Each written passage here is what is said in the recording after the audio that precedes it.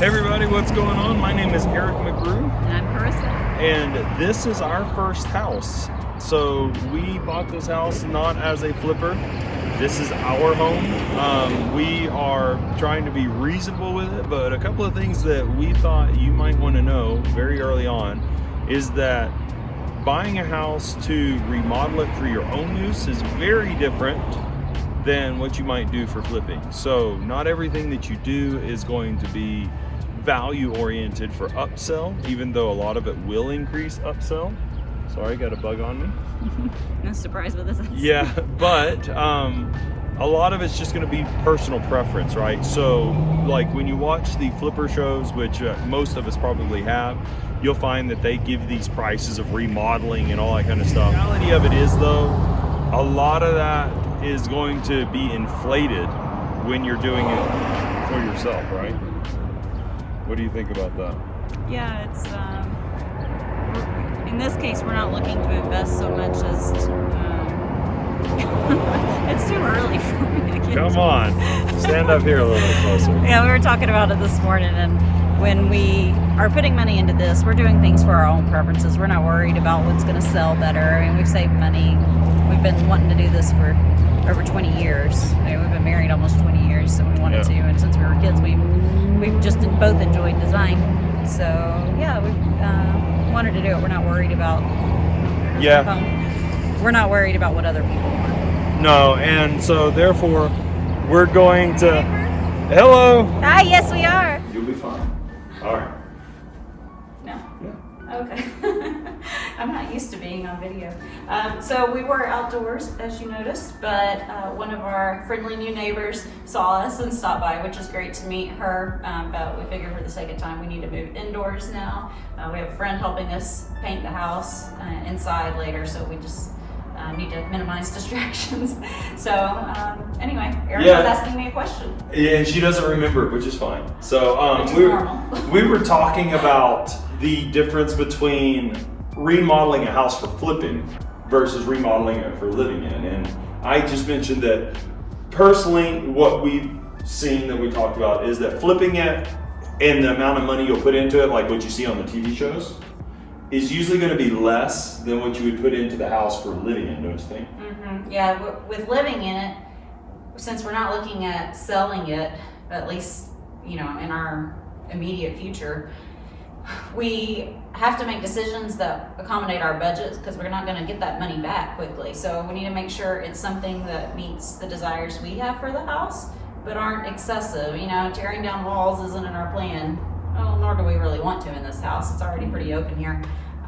But with an old home, there's a lot of potential for fixing things. But like our bathroom right now, we're like, do we really want to dig into that? Because that could be a money pit that we're not going to get back anytime soon. So we're just making decisions that work for us now. Or money that we don't really have for that, considering other stuff we've got going on, right? I mean. And when you're picking out things, like a lot of people on those design shows with a kitchen, well, depending on the design show, they might choose some cheaper cabinetry, but it looks new, so it'll be appealing to somebody when they come in. They'll be like, oh, this is clean. But we want things to be good quality for us, so we might have to wait a little bit to do certain things, but we want to make sure we use that money in a way that will last a long time and make us happy, because we're both very aesthetically oriented. We, ever since we were kids, the Jetsons inspired us, and we want things to look nice. We'd rather not have it at all than have it look a way we don't enjoy. So one of the things I always remember, and it's funny that Carissa remembers something very similar. My dad used to clean buildings for his company that he had. He was a cleaning service, and we were just around the Dallas, Fort Worth area.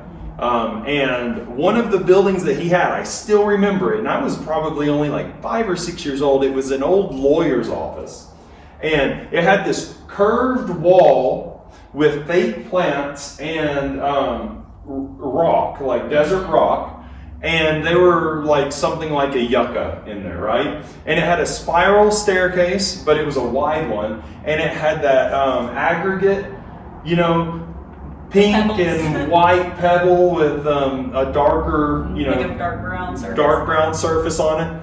And I just thought that little cove, those plants, that exerscape, that it was just awesome. It was like what I wanted And I have the same memory with my pediatrician. I loved the doctor's office. I don't even know if I ever told my parents that, but it's not that I like going to the doctor, but I loved the building. That, just like you said, dark brown services, pebble aggregate, the whole wall, the atriums. It was just fascinating to me. So we're a good match. So it's funny because naturally we've been drawn to that mid-century modern aesthetic our whole lives. And so as you saw from the front of the house, it's definitely not a mid-century modern home. In fact, it's a 1905 cottage.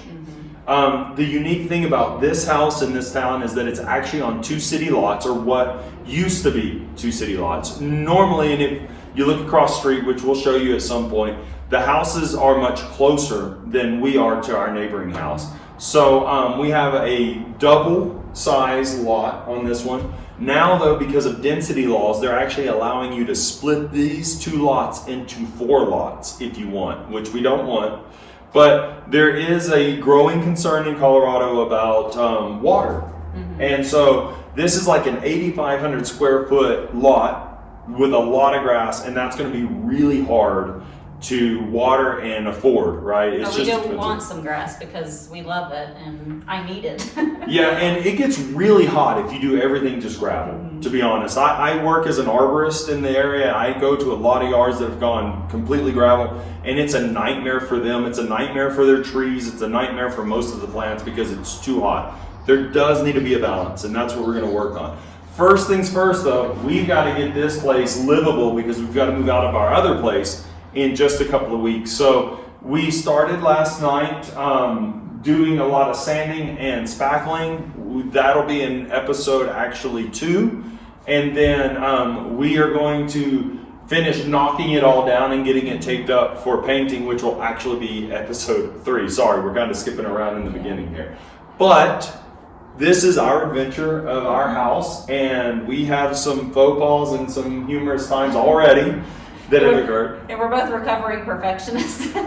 So obviously you're not going to get perfection out of anything, but especially an old house. But we like the character and charm that comes with it. So we're just having to balance ourselves so we don't, as we're going back to that original question, spend too much money, and just patch what we can and enjoy the rest. And so that you guys all know, we will be giving mid-century modern flair to the house that's here, with a little bit of balance of modern contemporary mods, make it flow together. Things that are comfortable and that kind of stuff. So I hope you guys enjoy the show, and we look forward to sharing our adventure with you.